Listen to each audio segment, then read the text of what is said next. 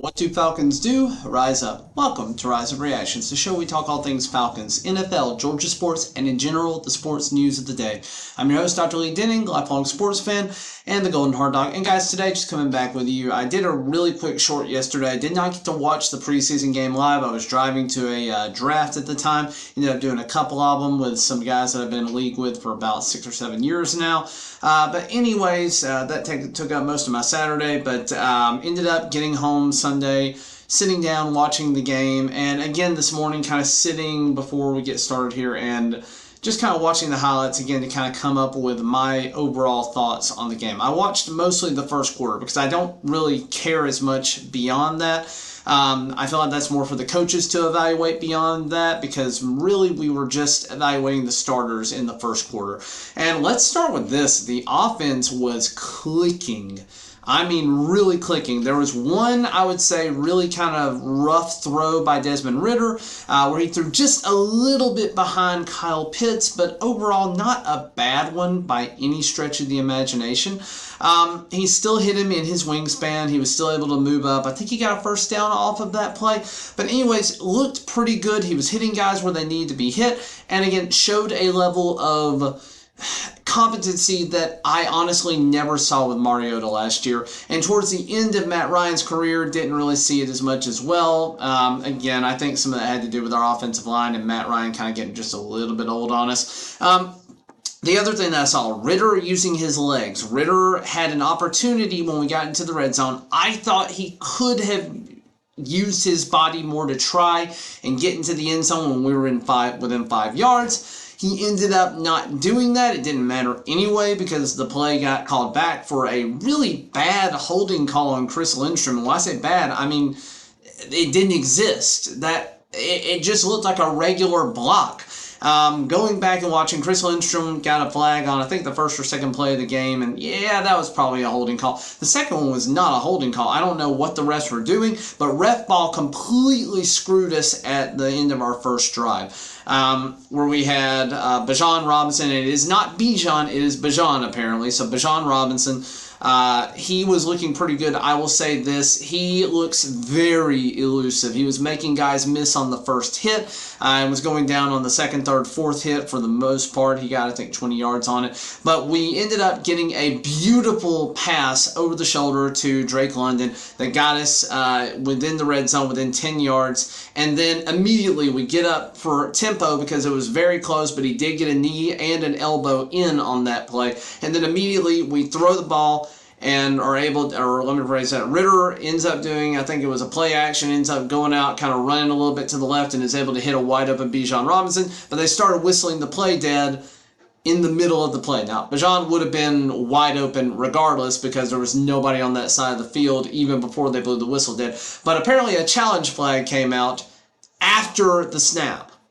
You cannot do that. This is a level of ref ball that cannot happen, and the refs have to be better because that play should have been allowed to stand and it would have been a touchdown. Then, like I've already said, right after that, you ended up with the Ridder run. If he had a little bit more patience, he would have seen that Drake London and Robinson were both open on the right side of the end zone. So he's got to work on his field vision a little bit, working through that second, third, fourth progression. If he'd given the play a little bit more time, again, he made the decision to run up and try and get some extra yardage, and I think he probably could have gotten a touchdown on that if this was a real game and he was trying to actually get points instead of avoid injury. I do think he could have probably gotten the touchdown with the space that he had, but again, he ended up not seeing that Drake London and Robinson were both open in the end zone. Robinson was more open. He could have done just a little lofty pass over the defenders, and he would have been wide open by about 6 yards. That kind of was disappointing, but again, we ended up having to... we ended up getting a deflected pass that turned into an interception.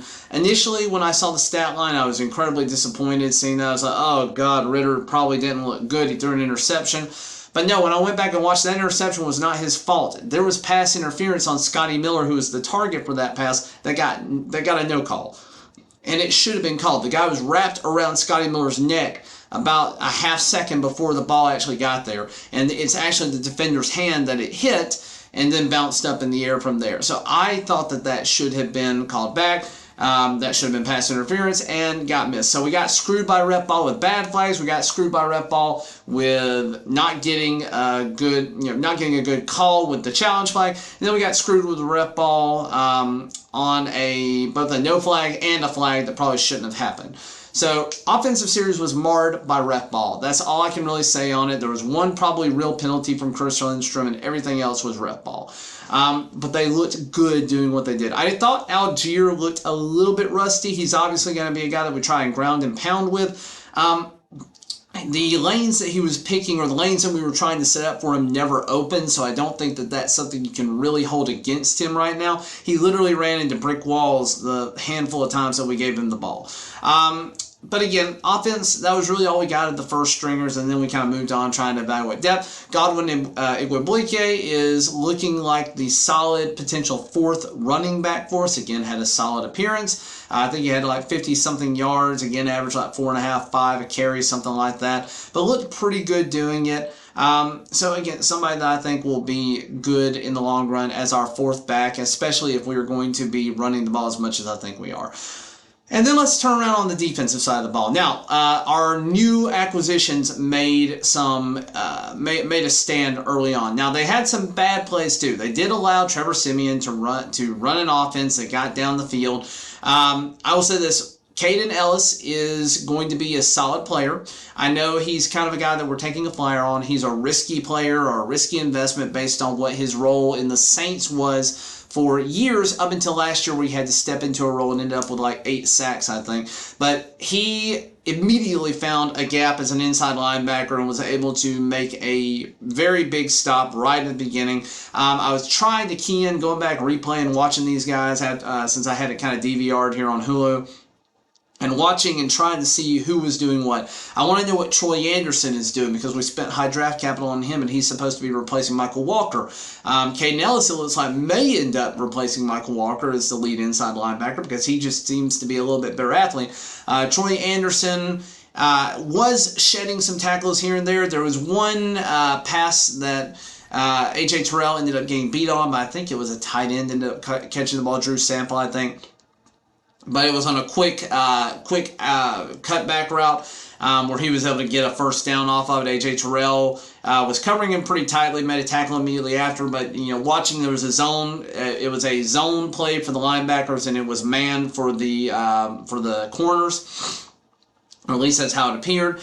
And anyways, Troy Anderson should have been the guy covering that zone. He could not get off of his zone to go help with that play until later on, though, because a running back broke through and he had to cover him. So it was a little bit of a mixed bag there. He did what he was supposed to do, but that was just a very well-drawn play by the Cincinnati Bengals. Calais Campbell making a presence early, number 93 for us. Again, it's kind of getting used to seeing these names. Caden Ellis is going to be number 55 for us. Bud Dupree is going to be number 48. Bud Dupree is not going to be a coverage guy. He is purely going to be a get-to-the-quarterback guy. He came off of his block, and that was one of the plays that ended up almost like a backdoor screen to tight end that ended up going for a first down as well. But they were covering the quarterback pretty well. They had some pressure, particularly from Calais Campbell and Caden Ellis. Arnold Ebiketie made a couple of good tackles here and there.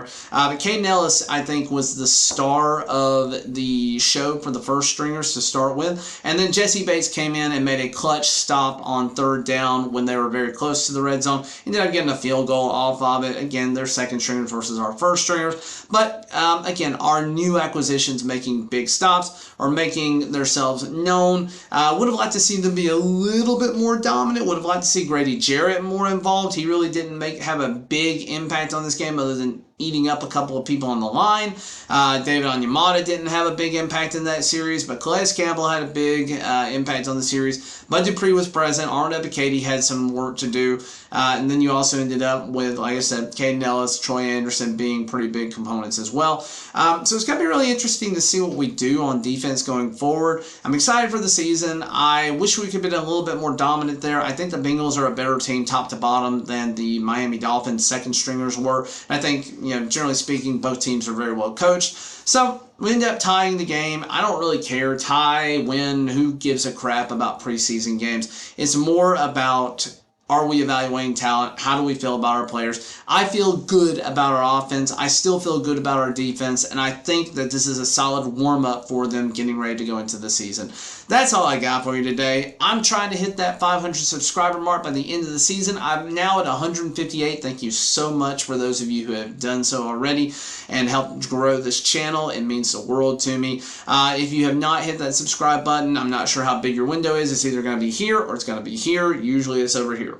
But please go ahead and hit that subscribe button to be notified of any videos that I have coming out, and again, to help this channel reach more people. But thank you so much for watching, liking, sharing, subscribing, and as always, rise up.